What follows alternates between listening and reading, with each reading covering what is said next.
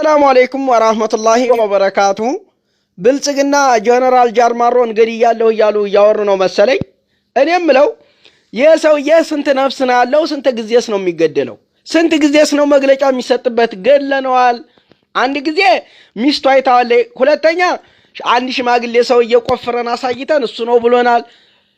ሶስተኛ አንድ ጎረቤት ሰውዬ እሱ መሆኑን አረጋግጦልናል እያሉ ገድለነዋል ሲሉ ዛሬ አራተኛቸው አምስተኛቸው ቀን ነው። ስንት ጊዜ ነው የሚሞተው የሰውዬ?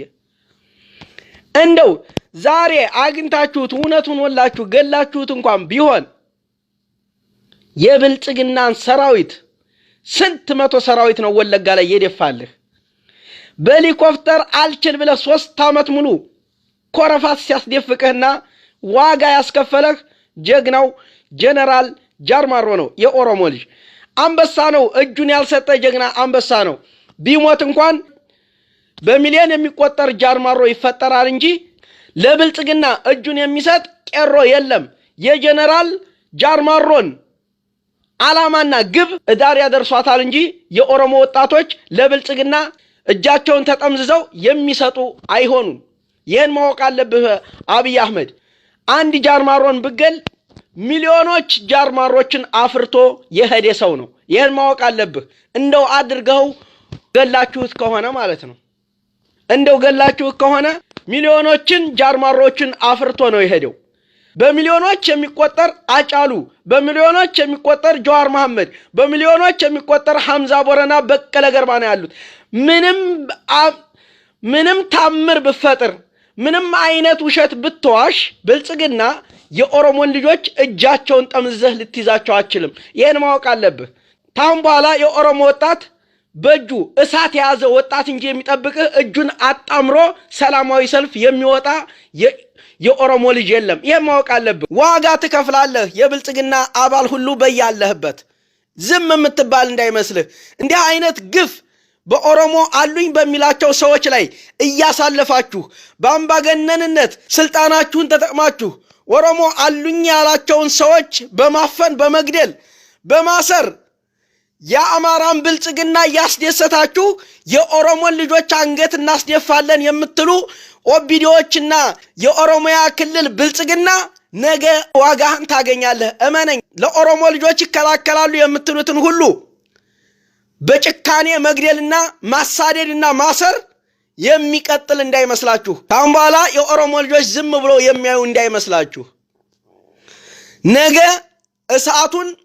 ነገ እሳቱን ራስህ ቤት ውስጥ ታገኘዋለህ። ይለኮስልሃል። ራስህ ነህ የብልጽግና አባል። እሳቷን የጫርካት አንተው ትሞቃታለህ። እመነኝ።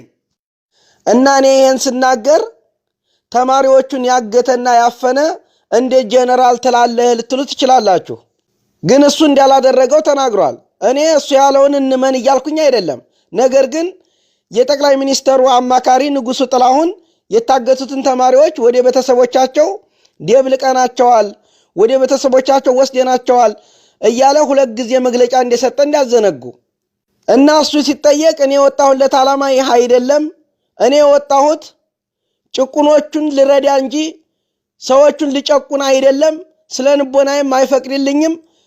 እኔ ማገት ብፈልግ እዚህ የአማራ ተማሪዎችና የአማራ ልጆች አብረውኝ ውሉ የለም ወይ?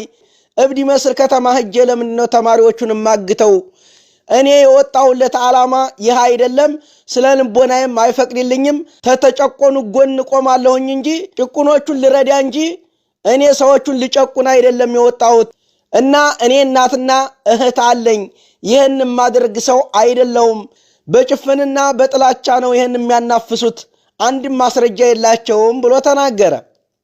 እና ይህን ጀግና ሃዳ ይህን ልጅ ጀነራል ብንለው ምን ያንሰዋል? እንደ አንበሳ በራሱ ላይ የሚተማመንና እርግጠኛ የሆነ እይታና ንቃቱ እንደ ነብር ፍጥነቱ እንደ አቦይ ሸማኔ የሆነውን ጀነራል ጃርማሮ ብንለው ምን ያንሰዋል? አንድ ጥይት ሳይተኩሱ አንድ ነገር ሳያደርጉ ጀነራል እየተባሉ የብልጽግና አባሎች ተሹመው የለም እንዴ?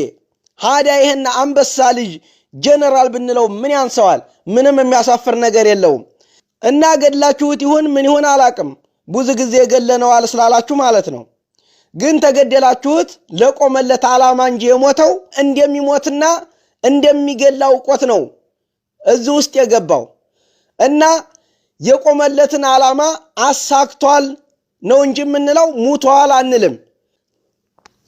ምክንያቱም ታጥቆ ሲወጣ እንደሚገልና እንደሚሞት አውቆት ነው የወጣው። ሕይወቴን ለኦሮሞ ልጆች መስዋዕት አደርጋለሁ ብሎ እርግጠኛ ሆኖ እስከወጣ ድረስ ማለት ነው።